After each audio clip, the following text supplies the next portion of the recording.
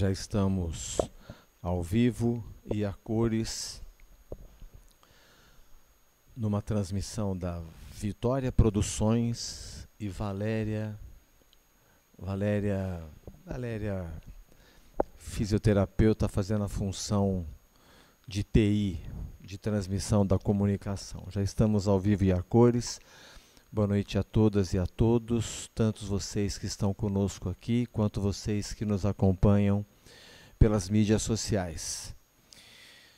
Vamos chegar espiritualmente também à nossa casa.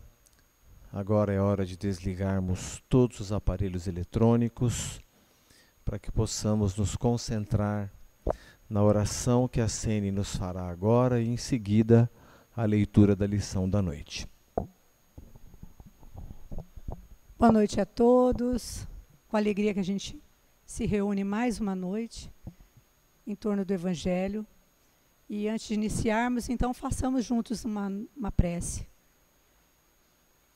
Vamos fechar os nossos olhos, respirando profundamente, para que possamos entrar nessa sintonia benéfica da nossa casa de oração, pedindo sempre o amparo e a proteção dos amigos espirituais que nos acompanham, de todas as equipes que estão aqui, trabalhadores dessa casa, a todas as equipes socorristas, equipes médicas, equipes regeneradoras e as equipes afins a esse estudo do Evangelho, que a gente possa sorver desse conteúdo, colocando em prática em nosso dia a dia, mas sempre agradecendo a Deus essa oportunidade. A oportunidade dessa existência que tem sido transformadora para cada um de nós.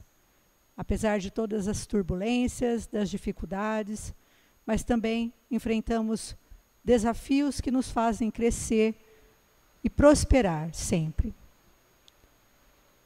Vamos também pedir a permissão do patrão da nossa casa de oração, Eurípides Barçanufo, e ao Dr. Bezerra de Menezes, com sua falange de amor e de cura, que sempre traz o equilíbrio dos nossos campos físico, mental, emocional e espiritual.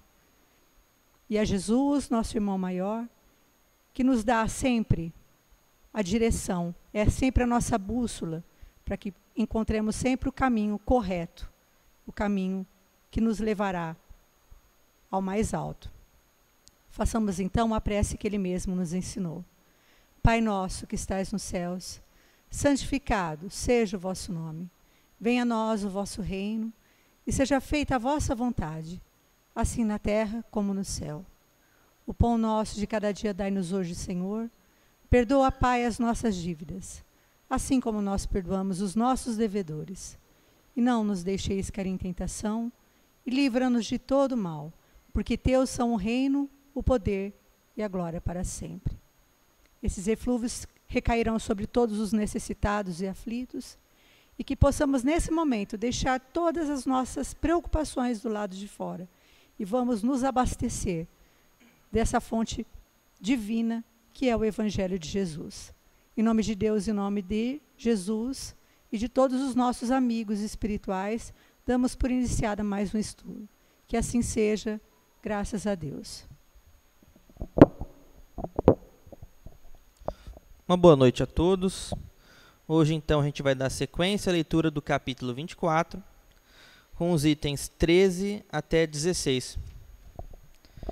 A coragem da fé. Todo aquele, pois, que me confessar diante dos homens, também eu o confessarei diante de meu Pai que está nos céus. E o que me negar diante dos homens, também eu o negarei diante de meu Pai que está nos céus. Mateus capítulo 10, versículos 32 a 33. Porque se alguém se envergonhar de mim e das minhas palavras, também o Filho do Homem se envergonhará dele, quando vier na sua majestade e na de seu Pai e dos santos anjos. Lucas capítulo 9, versículo 26. A coragem das opiniões sempre mereceu a consideração dos homens, porque é prova de dignidade enfrentar os perigos, as perseguições, as discussões e até mesmo os simples sarcasmos, aos quais sempre se expõe aquele que não teme confessar abertamente ideias que não são admitidas por todos. Nisto, como em tudo, o mérito está na razão das circunstâncias e dos resultados que podem advir. Há sempre fraqueza em recuar diante das consequências da sustentação das opiniões, mas há casos em que isso equivale a uma covardia tão grande como a de fugir no momento do combate. Jesus estigmatiza essa covardia no tocante ao problema especial da sua doutrina, ao dizer que, se alguém se envergonhar das suas palavras, ele também se envergonhará daquele, que renegará o que o houver renegado, que reconhecerá perante o Pai que está nos céus o que o confessar diante dos homens. Em outros termos, aqueles que temerem confessar-se discípulos da verdade não são dignos de ser admitidos no reino da verdade. Perderão, assim, as vantagens da fé, porque se trata de uma fé egoísta que eles guardam para si mesmos, ocultando-a com medo dos prejuízos que lhes possa acarretar no mundo. Enquanto isso, os que colocam a verdade acima dos seus interesses materiais, proclamando-a abertamente, trabalham ao mesmo tempo pelo futuro próprio e dos outros. O mesmo acontece com os adeptos do Espiritismo, pois sendo a sua doutrina o desenvolvimento e a aplicação da doutrina do Evangelho, a eles também se dirigem essas palavras do Cristo. Eles semeiam na terra o que colherão na vida espiritual, os frutos da sua coragem ou da sua fraqueza. Que assim seja.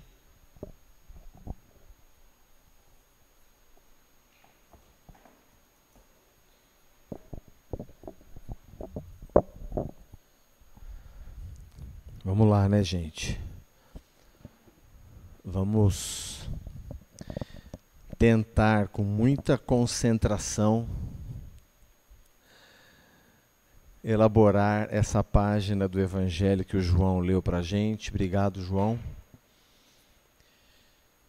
Quanto mais a gente estuda o Evangelho, mais a gente descobre o seguinte: é bacana se apresentar como cristão, né?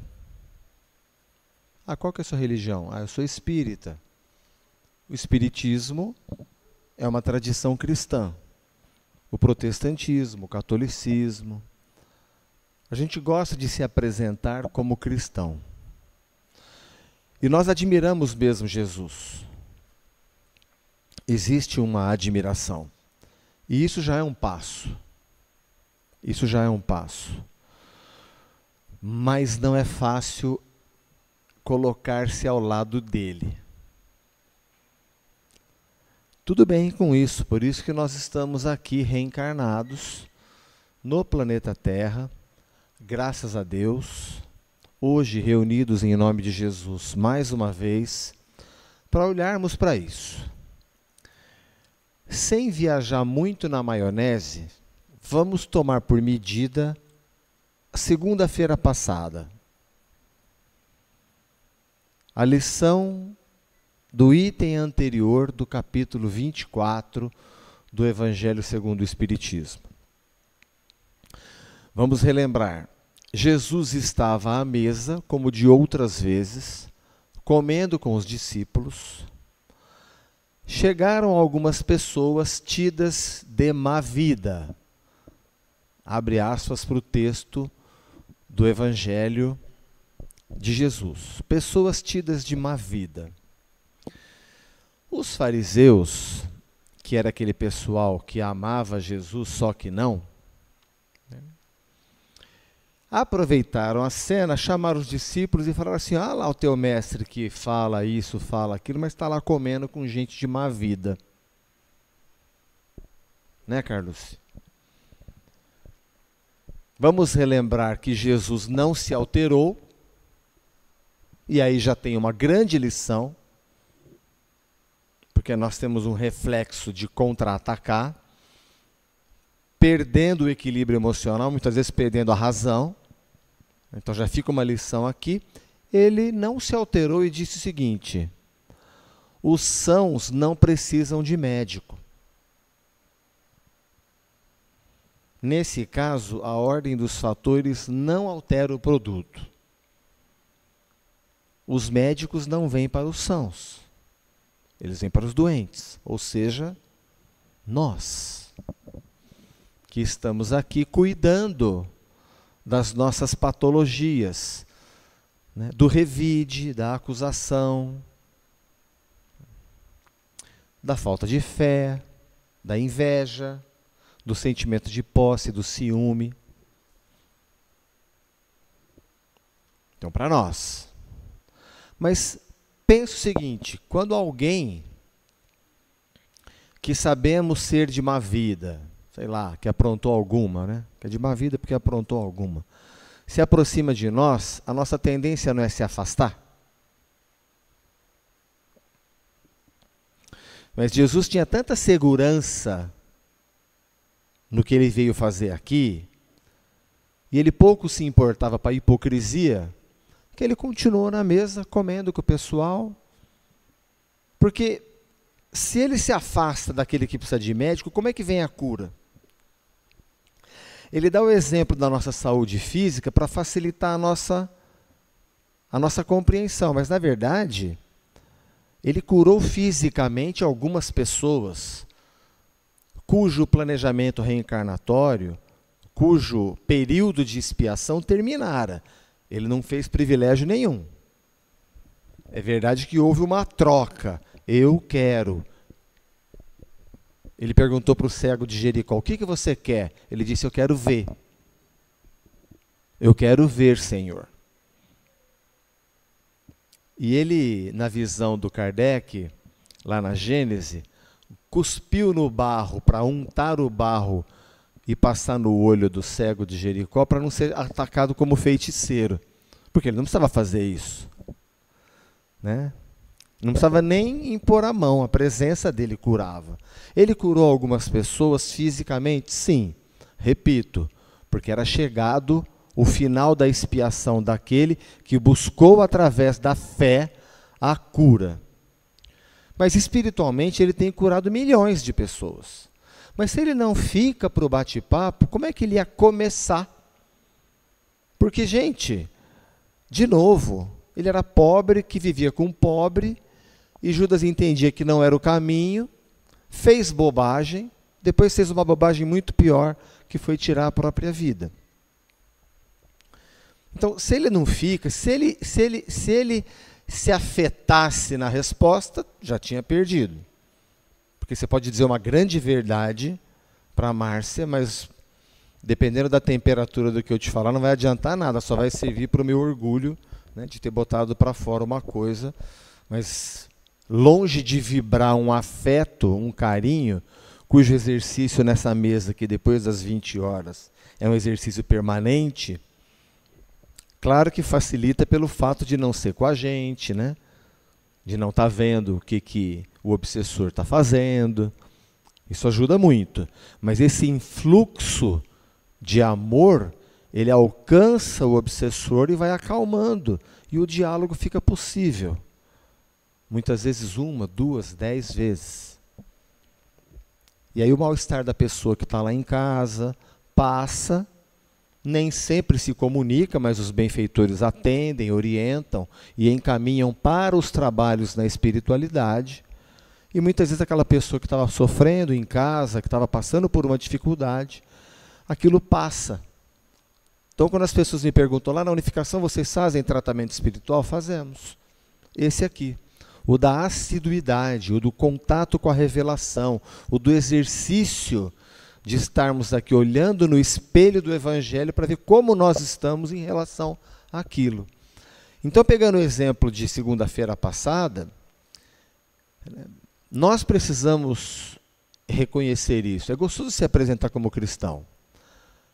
E nós admiramos Jesus. Mas caminhar com Ele não é tarefa fácil. Então, quando ele fala que aquele que me negar, eu também vou negar, eu não consigo imaginar Jesus falando assim, você não. Né? Deixa eu ver. Nós estamos diante, mais uma vez, da lei de causa e efeito. Nós estamos diante, mais uma vez, de que as atitudes importam e que as consequências serão filhas dela. Porque uma árvore má não dá bons frutos. Reconhece-se a árvore pelo fruto que ela dá. Quer dizer, se nós temos um contato com a doutrina cristã, Mas nós nos comportamos como aquele terreno da parábola do semeador, que a semente vai caindo. Lembra do primeiro solo? E os pássaros vão comendo, quer dizer, nem fez contato. Depois tem um pouquinho que faz um contato, né, mas era pouca terra, a árvore, a plantinha cresce, o sol mata.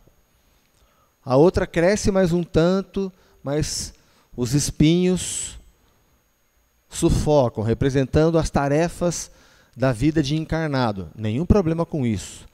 A questão é quando condicionamos a felicidade às questões terrenas em detrimento das questões eternas. Sem com isso dizer que é desimportante esse momento, porque ele é o mais importante de todos. Para a gente não cair naquele erro. A verdadeira vida é a vida espiritual. Verdade. Mas o momento mais importante é agora. Na oportunidade da presente encarnação. Porque aí nós vamos estar com gente de má vida, na confiança de que nós vamos influenciar e não ser influenciado. Depende. O apóstolo Paulo dizia, a mim tudo é lícito, mas nem tudo me convém. Aqui no Brasil a gente fala, a ocasião faz o ladrão. Eu digo, a ocasião revela o ladrão. Ela não faz. Que de uma outra construção pode-se dizer que é reconhecer alguém, dê poder a ela. Então, diante de uma oportunidade, nós vamos decidir se aquele benefício temporário, ainda que causa prejuízo a outro, vai nos trazer uma alegria momentânea e dor de cabeça por décadas, muitas vezes séculos. A nossa evolução já consegue discernir o que é ético, o que é antiético, o que é moral, o que é imoral. Dizem que ética, professor, é aquilo que a gente faz quando ninguém está olhando, né? Como é que chama aquele conto? O Anel de Genghis? É isso? Que ele fica invisível? Tem uma lenda sobre isso, né? Não sei de qual dos filósofos, que ele fica invisível, ele pode fazer o que ele quiser, mas o que ele vai fazer? Aí ele começa um conflito, né? O que é ético, o que não é. Então, é consequência. Então, nós estamos aqui há séculos, né, há milênios já, olhando para essas questões. Se a lei é o perdão incondicional, e nós teimamos no bateu, levou, vai ser Jesus que vai dizer você sim, você não? Ou a gente que não vai estar em harmonia com aquele grupo de espíritos que nós pretendemos estar? Bem-aventurados os brandos e pacíficos.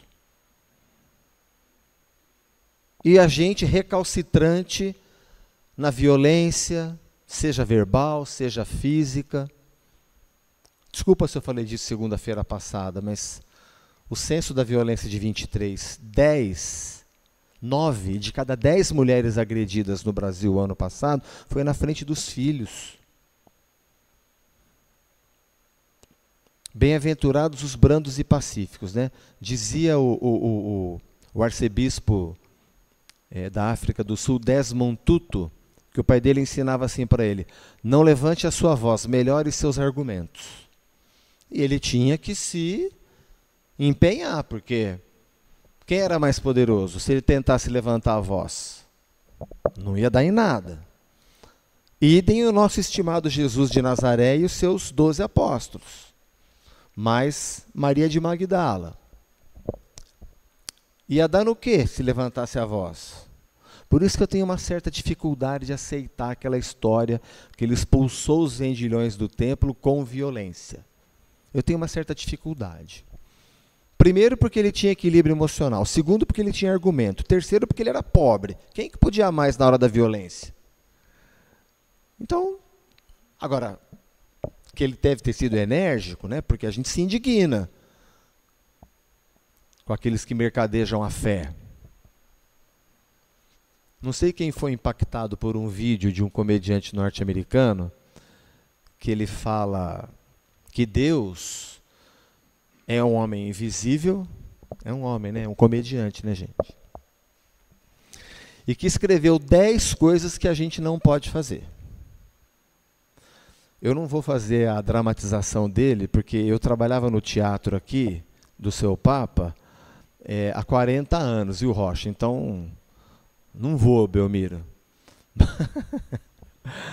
Mas então, ele é um comediante, ele é um ator, ele diz assim, 10 coisas que você não pode fazer. E se você fizer, você vai para o inferno, você vai queimar por muito tempo. Você vai sofrer. Mas Deus te ama. E adora dinheiro.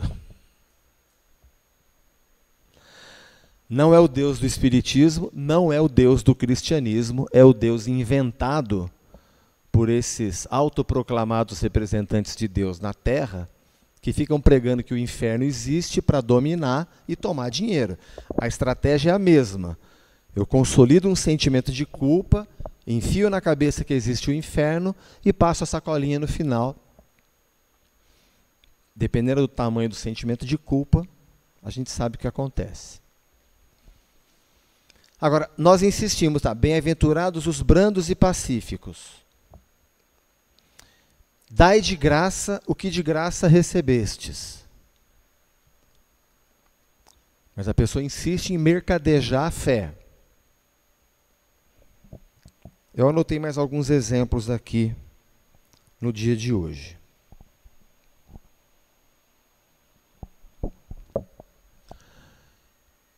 Aquele que não tiver misericórdia perante o seu irmão, não terá misericórdia diante de Deus. Como é que nós estamos diante de outro que falha perto de nós? Precisa ser a gente lembrar do dia de hoje, para não viajar muito na maionese. Pode ser de ontem, vai. Ou recentemente. Lembra que Jesus vem inaugurar a misericórdia no planeta Terra, pelo menos no mundo judaico-cristão, que é onde nós estudamos mais, onde temos registros, não é? Porque os judeus tinham uma noção muito rigorosa e bonita e bela de justiça, mas como somos imperfeitos, sem misericórdia, estamos lascados. E a misericórdia infinita de Deus, do cristianismo, está muito bem expressa na parábola do filho pródigo, que pegou a parte dele na herança, foi para um mundo distante, deu com os burros na água, mas voltou e o pai, arrependido, deu uma festa. Nós nascemos misericordiosos? Provavelmente não. Nós reencarnamos com algumas tendências. Qual nós estamos alimentando?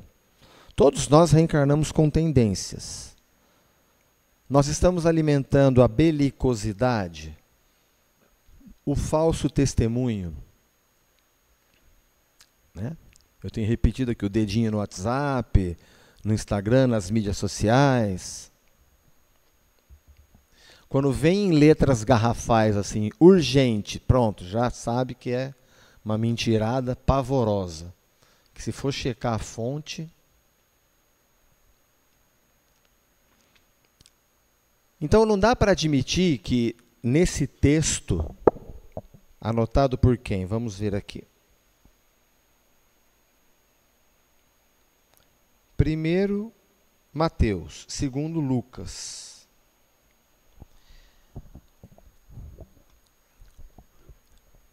Se alguém se envergonhar de mim, eu também me envergonharia da pessoa perante o meu Pai. Mas Jesus é a misericórdia.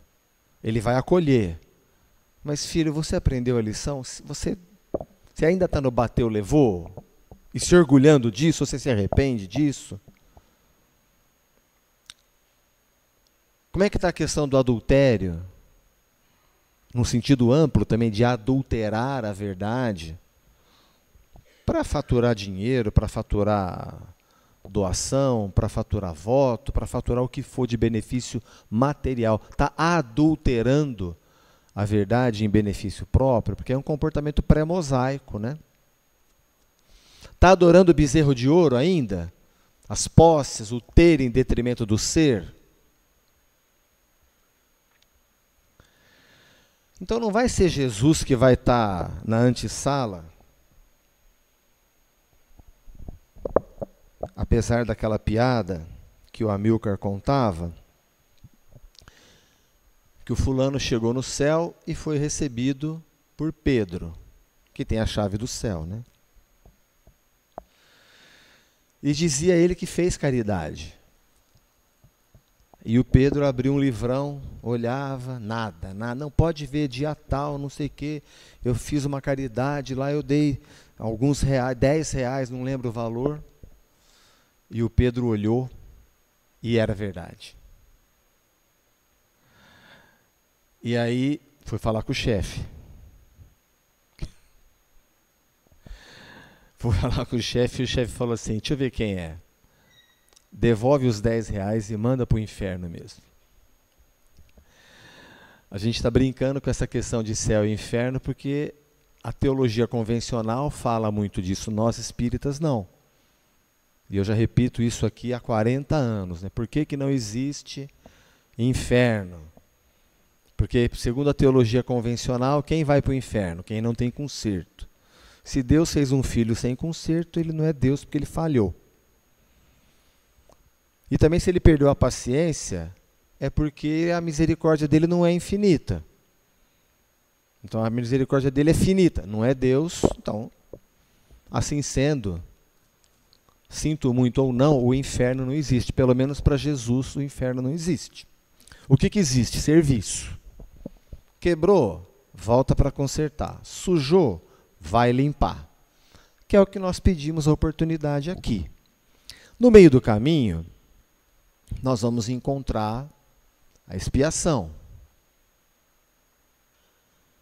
Tudo bem. Hoje o assunto é a fé. E Jesus anunciou que se ela for do tamanho de um grãozinho de mostarda, a gente vai pedir para aquela montanha sair dali e ir para lá. Abrindo aspas para ele, né, gente? Para aquela árvore sair daqui e ir para lá. Eu já pedi aqui, pelo amor de Deus, literalmente, não quero ver ninguém na frente do Morro do Bosque rezando para o Morro do Bosque sair daí e ir para lá. Ele está falando da montanha do egoísmo, do orgulho, da vaidade, do adultério, do bezerro de ouro, da porta larga. Porque fácil é compartilhar sem conferir a fonte. Fácil é o bateu, levou. Fácil é a indiferença, não me misturo, não converso. E vamos perdendo a oportunidade de disseminar essa mensagem tão maravilhosa de esperança que ele nos trouxe, porque todos nós padecemos. Todos nós temos um espinho apertando, uma ferida doendo, um machucado. Uns sangrando mais, outros sangrando menos. E ele diz, vinde a mim, todos vós que padeceis de sofrimento, e eu vos aliviarei. Mas como estar na presença de Jesus mantendo uma posição em desacordo? Os bons espíritos podem estar ávidos por nos ajudar, desde que a gente abra a porta. Mas se o livre-arbítrio insiste em manter a porta fechada, é quando Jesus diz que é o sofrimento eterno. Não é pela vontade de Deus, é pela vontade da pessoa que se trancou. Reproduzindo um modelo de conduta desalinhado das recomendações do Mestre. É muito gostoso se identificar como cristão. E nós admiramos Jesus, mas caminhar com Ele não é. E esse é o desafio.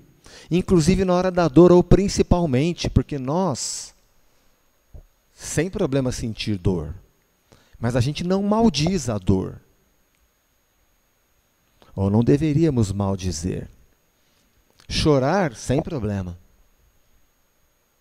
Porque dói. Como é que você não chora de dor? Como é que você não chora de dor? A gente chora de dor. A gente sofre quando está deprimido.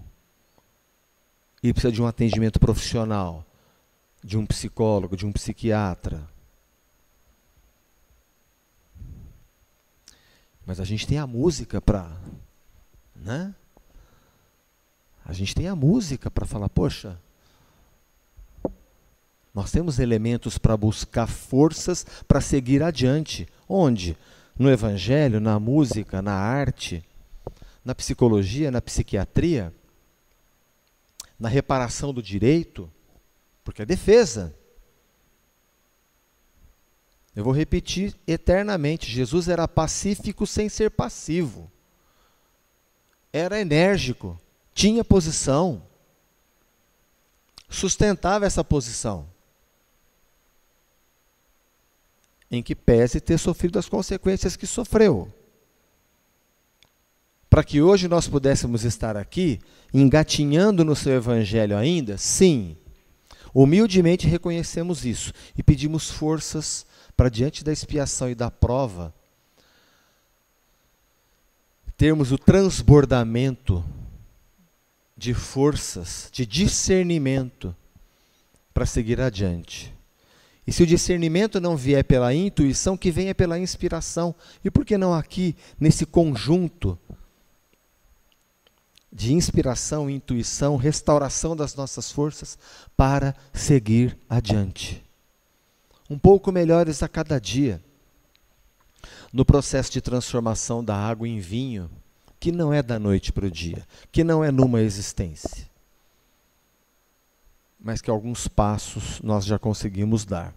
E que essa nossa posição espírita cristã seja inspiradora. Nós sabemos que as palavras ajudam, mas o exemplo arrasta.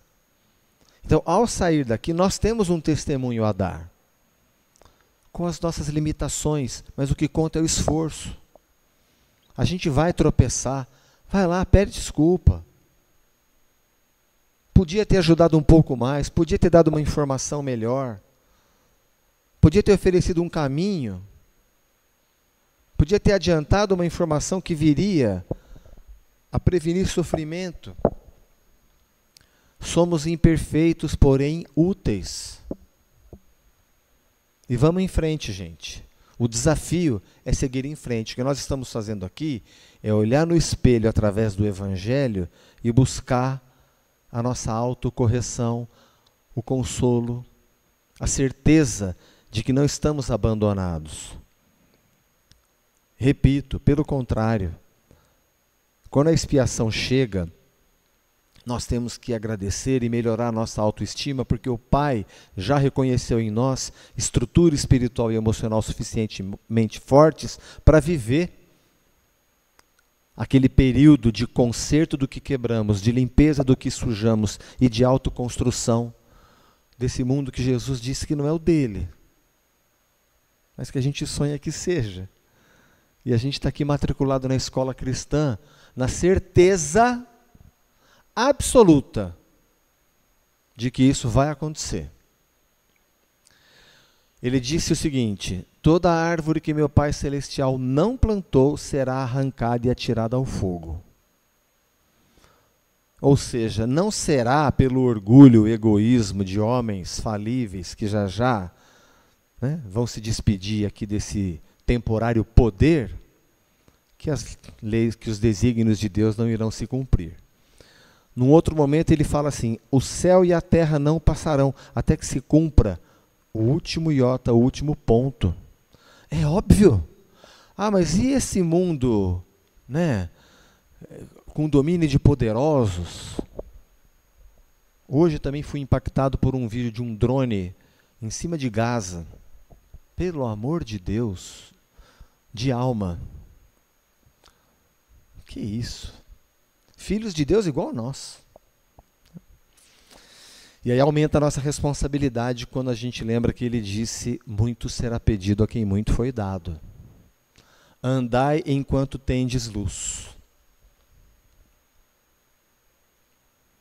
Gente, eu assustei esse final de semana com um amigo de 54 anos,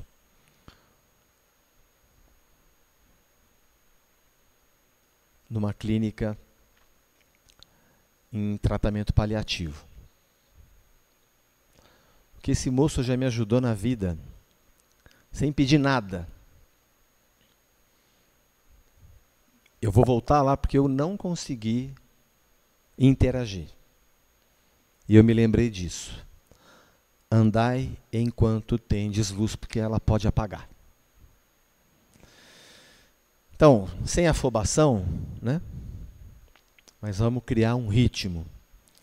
Ou aquela disciplina que o Emmanuel pediu para o Chico, orientou o Chico, quem preferia a palavra ritmo, quem preferia a palavra disciplina, o importante é ter. Uma orquestra sem ritmo. Né? Vamos em frente, gente? Alguma dúvida? Tudo bem? Então, sob orientação da Sene, eu peço que os nossos médiuns se posicionem para a transmissão dos passes. A Vivi e a Valéria, Vivi e Vavá, vão colocar uma musiquinha para a gente. E no escurinho do cinema nós vamos mentalizar os nossos lares, os nossos colegas de trabalho, os nossos familiares, o nosso lar. Quem quer que o nosso pensamento alcance agora, vamos orar com fé, pelo espelho do pensamento, que esse irmão, que essa irmã receba os recursos espirituais, colhidos dos mananciais infinitos do amor de Deus, os recursos que restauram as nossas forças, que nos acalmam, que nos aliviam, para que restaurados consigamos seguir em frente. Vamos para o passe.